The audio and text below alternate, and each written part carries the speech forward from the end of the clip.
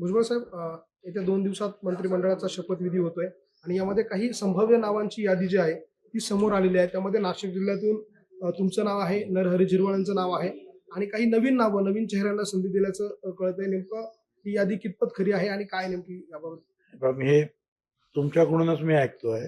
मला सुद्धा असे वेगवेगळे नावं लोक पाठवत आहेत. हे सगळे अंदाज आहेत. शेवटी ज्या दिवशी शपथविधी असतो त्याच्या आदल्या दिवशी जो आमचा नेता असतो, आता आमचे विधान मंडळाचे नेते जे आहेत अजितदादा आहेत, ते स्वतः फोन करून सांगतील त्या प्रत्येकाला की तुम्ही उद्या शपथविधीला या. मग ते सगळं खरं आहे. किंवा त्याच्या अगोदरची स्टेप म्हणजे ही सगळी यादी ज्या वेळेला राज्यपालांकडे जाते ती यादी जर बाहेर पडली तर ती खरी आहे. त्याच्या अगोदर तोपर्यंत हे सगळे अंदाज आहेत. तर अंदाजावर काय बोलायचं तुम्ही? दादा, दादा असतील, राष्ट्रवादीचे नेते असतील, हे सगळेच दिल्लीमध्ये आहे गेल्या 2 दिवसांपासून. बरोबर आहे ना. आता आमचे जे आहेत प्रांताध्यक्ष आणि कार्याध्यक्ष आहेत प्रफुल्ल पटेल आणि तटकरे, या दोघांचं अधिवेशन सुरू आहे तिथे दिल्लीमध्ये लोकसभेचं, म्हणून ते तिकडे आहेत. त्यामुळे त्यांना इकडे बोलवण्याऐवजी दादाच तिकडे गेलेले आहेत आणि मग त्यांचं अधिवेशनाचं काम संपल्यानंतर ते चर्चा करून काही ठरवत असतील. विधानसभा निवडणुकी मुख्यमंत्री असं कुठलंही पद नाहीये, त्यामुळे राष्ट्रपती राजवट का लागू केली नाही असा प्रश्न जितेंद्र आव्हाड यांनी उपस्थित केला. हो, ते आता गटनेते आहेत त्यांच्या त्या पक्षाचे, त्यामुळे काहीतरी ते बोलायला लागतं ते बोलतात. एक एक महिना थांबलेले आहेत ना. 2004ला सुद्धा 1 महिना घोळ चालला होता काँग्रेसचा आणि राष्ट्रवादी काँग्रेस पक्षाचा. त्यावेळेला कुठे राष्ट्रपती राजवट लागली होती? त्यावेळेला काळजी भाऊ असं कोण ना कोणतरी एक राज्यपाल नेमतं की बा ठीक आहे, तुम्ही जरा थोडं कारभार बघा. काही पॉलिसी डिसिजन त्यांनी काय घ्यायच्या नाहीत मेजर, परंतु बाकीच्या ज्या काही गोष्टी असतील काही महत्वाच्या त्या बाबतीमध्ये ते प्रमुख म्हणून काम पाहतात. ही काय आजची पद्धत नाही हो. जेव्हापासून महाराष्ट्र राज्य निर्माण झालं तेव्हापासून ही पद्धत आहे. कधी 4 दिवसात होतो, कधी 8 दिवसात, कधी महिना सुद्धा लागतो. एखाद्या वेळेस काय राष्ट्रपती राजवट लागते, पण ताबडतोब 10 दिवस झाले. अरे 10 दिवस झाले, 132 लोक आहेत तिथे, त्यांना पण लोक निवडायचे आहेत. परत 2-3 दिवस देशाचे प्रधानमंत्री आणि गृहमंत्री दोघे जण भुवनेश्वरला होते.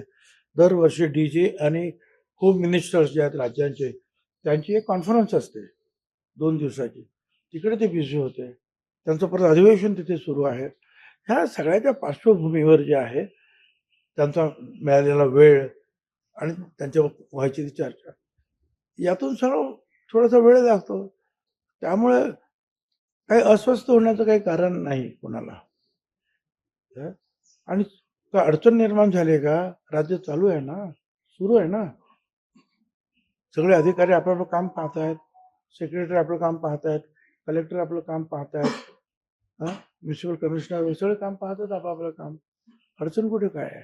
साहेब, विधानसभा निवडणुकीमध्ये शिंदेच्या शिवसेनेपेक्षा अजित पवारांच्या राष्ट्रवादीचा स्ट्राईक रेट जो आहे तो जास्त होता आणि यासाठी अजित पवार दिल्लीत आहे आणि जास्त जागा ज्या आहेत, जास्त खाते जे आहे ते मागून घेण्याचा त्यांचा प्रयत्न आहे का, याबाबत अशी चर्चा जी आहे?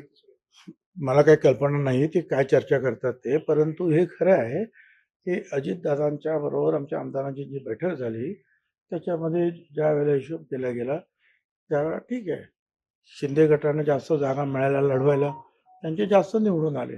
आमच्या गटाला त्यामानाने फार कमी जागा मिळाल्या, त्यामुळे आमचे निवडून आले. परंतु त्याला स्ट्राईक रेट आपण म्हणतो, त्याच्यामध्ये BJP 1 नंबरला आहे आमच्यामध्ये आणि 2 नंबरला अर्थातच अजित पवार गट आहे आणि 3 नंबरला शिंदे साहेबांचा गट आहे. थोडासा फरक आहे 2 नंबर 3 नंबरमध्ये. तर आमच्या म्हणणं असं की मग असं आहे की आमचा पण स्ट्राईक रेट चांगला आहे, तर तुम्ही त्यांच्या एवढीच आम्हाला पण जागा द्या, एवढंच आमचं मागणं. आता शेवटी जे काय ते सगळे नेते आहेत ते बसून ठरवतील. कदाचित सारख्या जागा असतील, कदाचित एखादी जागा कमी जास्त होईल. नवीन चेहऱ्यांना यामध्ये काही संधी दिली जाणार आहे का राष्ट्रवादीकडनं? राष्ट्रवादीकडून आता सगळेच पक्ष जे आहेत नेहमीच नवीन चेहऱ्यांना संधी देतात. मंत्रिपद कमी असतात, लोक जास्त. आणि यावेळेला तर फारच अडचण आहे. नेहमी जे आहेत 160 वगैरे असतात, जे सरकारी पक्षाचे लोक 160 असतात. आता 200 ने किती आहे आता पाहिजे, 233 किती काय. पण त्याच्यामध्ये 2 वेळा 4 वेळा निवडून आलेले लोक पण आहेत, ज्यांना मंत्रिपद नाही मिळाले. ते म्हणतात बा आम्ही कधी होणार मंत्री. त्यामुळे काही नवीन, अगदी काही तरुण किंवा 2-4 वेळा निवडून आलेले लोक, यांना सुद्धा मग संधी दिली जाते राजकारणामध्ये. आणि ते सर्व पक्षामध्ये होणार, तिन्ही पक्षामध्ये असंच होतं. आणि जे जे पक्षाचे आहे याच्यापूर्वी सुद्धा असं व्हायचंच. नवीन काही जुने जे आहेत ते जातात, काही शांत आहेत, ज्यांच्याबद्दल काय म्हणजे ठरवतं पक्ष की कोणाची नेमणूक परत घ्यायचा, कुणाला नवीन तिथे घ्यायचे. 2-4 नवीन टाकायचा प्रयत्न असतो. ती एक नवीन पिढी म्हणतात तयार होत जाते मंत्रिमंडळामध्ये. आता हे सर्व पक्षांचं आहे. सर्व पक्षांमध्ये जुने नवीन चेहरे येणार. साहेब, आगामी मतदान साहेब केंद्रांवर मतदारांची संख्या वाढलेली आहे. त्या सगळ्या अनुषंगाने जनहित याचिका सुप्रीम कोर्टामध्ये दाखल करण्यात आली होती. एकूणच आपला अनुभव बघता मतदारांची जी वाढलेली संख्या आहे त्याबद्दलचा काही परिणाम होतो का? निवडणूक आयोगाकडे देखील सुप्रीम कोर्टाने याबाबत उत्तर मागितले. हो ना, तुम्ही कोर्टात गेल्यानंतर कोर्ट तुम्हाला माहिती मागवतोच आहे. काय रे बाबा हे असं म्हणतात, तुमचं म्हणणं काय ते सांगा, एवढंच याचा अर्थ आहे. बाकी जे आहे, नाशिकच्याच एका वर्तमानपत्रामध्ये, मला तर रविवारच्या महाराष्ट्र टाइम्समध्येच आहे, शैलेंद्र तनपुरेंचं नाव घ्यायला काही हरकत नाही, त्यांनी लिहिलेला लेख वाचा.